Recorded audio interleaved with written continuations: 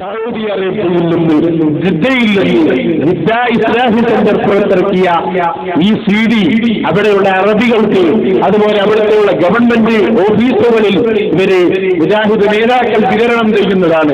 എന്തിന്?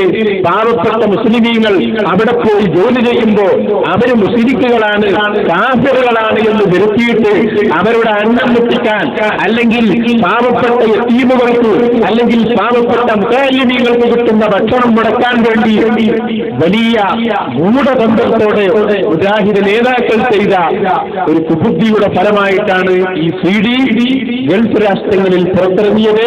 അതുകൊണ്ട് അതൊന്ന് നിങ്ങൾ കാണുക. അറബിയിലാണ് അതിന്റെ ശബ്ദം കൊടുത്തിട്ടുള്ളത്. അതിന്റെ അർത്ഥം ഞാൻ പറയും ഇൻഷാ അല്ലാഹ്. അത് നിങ്ങളൊന്ന് കാണുക. ഇലാ അസ്ഹാബിൽ ഫുദലാഇൽ കിറാം അസ്ഹാബിൽ ഖൈരി വൽ ജൂദി ഫീ സബീലിദ് ദീനി വദ്ദഅവ. അസ്സലാമു അലൈക്കും വറഹ്മത്തുള്ളാഹ്. ഇന്ന വിലായത കൈരല വിലായത്തുൻ ആഹിലത്തുൻ ബിൽ മുസ്ലിമീൻ ഫീ ജനൂബിൽ ഹിന്ദ് വഫീഹാ അൻശിതത്തുൻ കസീറ തുൻസബു ഇലൽ ഇസ്ലാം كما أن فيها معاهد ومدارس ومساجد كثيرة باسم الدين والدعوة. എന്താ പറഞ്ഞതെന്നറിയോ? പ്രമുഖരായ മാന്യരായ ആളുകളിലേക്ക് നിങ്ങൾ സമർപ്പിക്കുന്നു. സ്വാഭാവികമായും അറബിയിലുള്ളതായതുകൊണ്ട് അറബികൾക്ക് കൊടുക്കാനുള്ളതാണ്.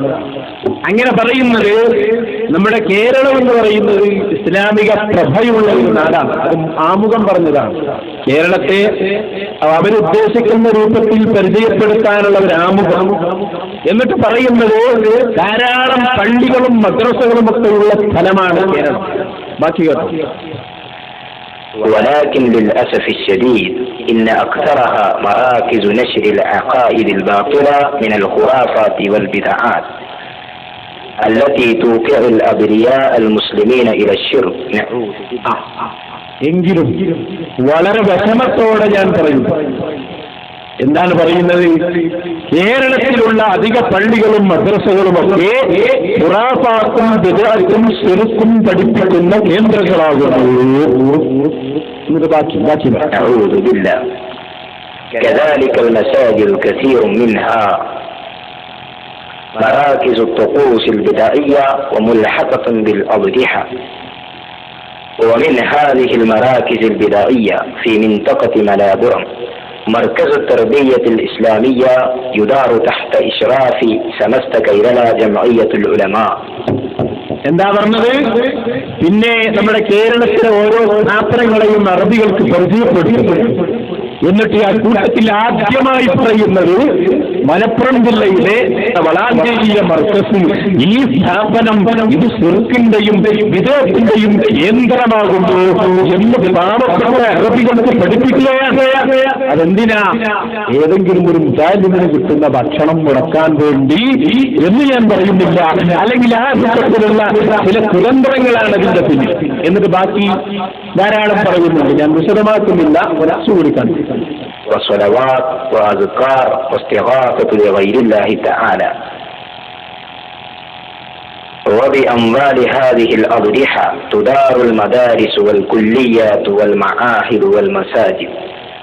وخزيج هذه المعاهد അത് കുറച്ചുകൂടി അങ്ങോട്ട് പോയിട്ട് മലപ്പുറത്തെ മഅ്ദിനാണ് കാണിക്കുന്നത്.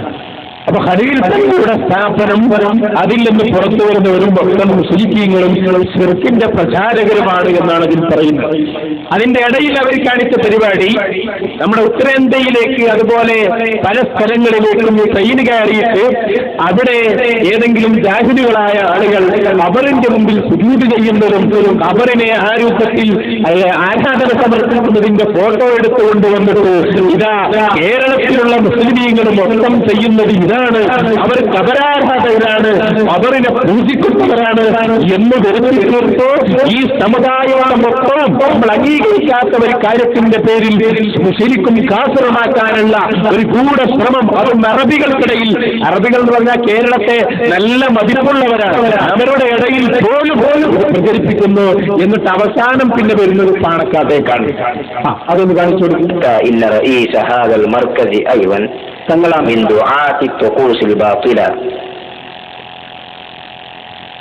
തങ്ങൾ അവരുടെ വീടാണ് പിന്നെ കാണിക്കുന്നത്.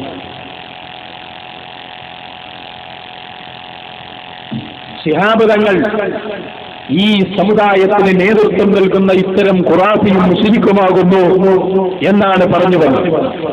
എന്നിട്ട് ഒരു വാക്കുകൂടി പറയുന്നുണ്ട്, നിങ്ങൾ ശ്രദ്ധിക്കണം. ബാക്കി പറഞ്ഞു.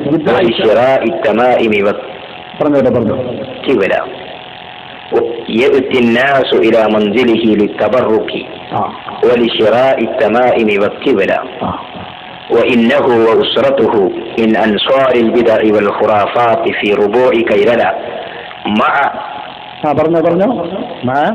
أنه سياسي معروف. കൃത്യമായി എന്നാണ് അയാൾ വായിച്ചത്, തെറ്റാണ്. ശിഹാബുകളുടെ കുടുംബവും മൊത്തം ശിരിക്കും കാഫിറുമാകുന്നു എന്ന് പറഞ്ഞിട്ട് പറയുന്നു. ശിഹാബുകൾ ഒരു അറിയപ്പെട്ട രാഷ്ട്രീയക്കാരൻ കൂടിയാണ്, എന്നാലും കുഴപ്പമില്ല ശിർക്കിന്റെ വാഹകനാണ് എന്ന് വളരെ ശക്തമായി പരിചയപ്പെടുത്തുന്നത് ഇന്നും സൗദി അറേബ്യയിലും യുഎഇയിലും അതുപോലെ ഖത്തറിലും ഒമാനിലും ബഹ്റൈനിലും കുവൈത്തിലുമൊക്കെ അറബികളുടെ വീടുകൾ കയറിയിറങ്ങി മുജാഹിദ് നേതാക്കൾ വിതരണം ചെയ്തുകൊണ്ടിരിക്കും. അതാ ഞാൻ പറഞ്ഞത്.